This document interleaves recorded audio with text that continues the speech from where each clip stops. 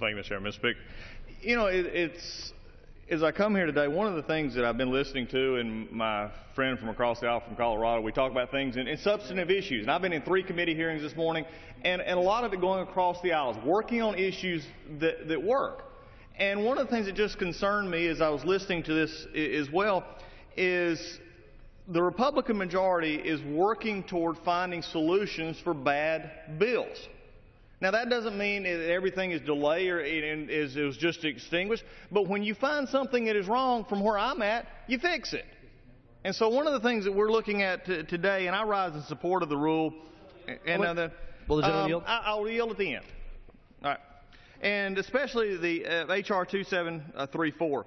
You know, I rise because we must continue to look at this regulatory beast and that is strangling really what I feel American businesses and family are struggling with. The very same issues that really are across the aisle. I have Democrat friends, I have Republican friends, and especially the bottom line when it comes to business is that businesses in the business has always been said of making a profit money. The gentleman understands that. The gentleman on this side and ladies understand this. We've got to get into a position in which the federal government is out of the way except in the areas where it needs to be so that businesses can flourish and businesses can thrive. And I believe this is what we're looking at today. The federal agencies too often move forward with new and burdensome regulatory mandates without proving they are needed to correct harm in the marketplace. I call it in some ways a job protection. They want to do good. I'm not implying that the government employees are not hardworking, strong individuals, but many times they're looking at their own job and they're saying, what do I need to do to make sure that we're, quote, doing something at the expense many times of the ones that are having to live with what they're doing.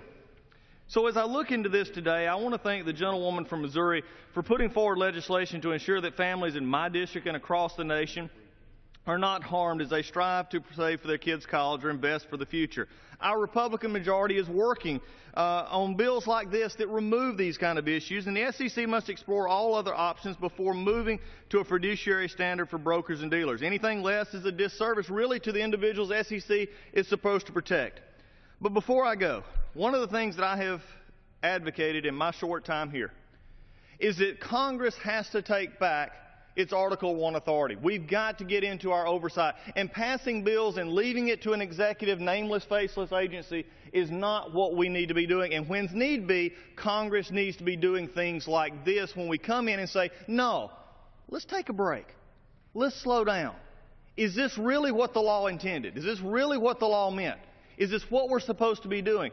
Congress has a constitutional role, and we've got to take that back. And I think what we're doing here today, and I think having exchanges across the aisle, whether it be today or tomorrow or next week, when I'll be back home actually working and talking to people and preparing for what, really right now is crushing in our area, the implementation of the health care legislation and what we're getting. These are the kind of things we need to be talking about.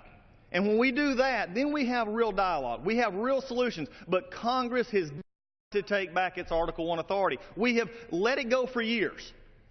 We've got to start. This is a small part. These bills just represent, and even what my friend from Colorado is talking about, these are issues that need to be debated. We are debating. Judiciary Committee on which I sat has took up several of these kind of issues, and we did this morning under patents and all kinds of things. This is what matters to the American people. They want to see us work. They want to see us be a part of it and not just simply here as we're talking to the cameras and talking to each other.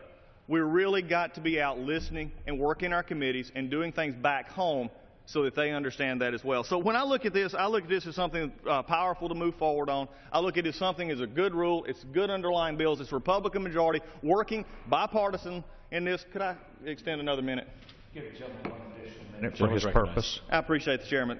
Giving us the ability to work like this, and these are bipartisan pieces that we understand. So I did promise, and I'm good to my word. I yield to my gentleman from Colorado. I appreciate the gentleman from Georgia, and I appreciate his words that there's a lot of important work going on. Committees meeting. He mentioned the Judiciary Committee working on patents, very important issue.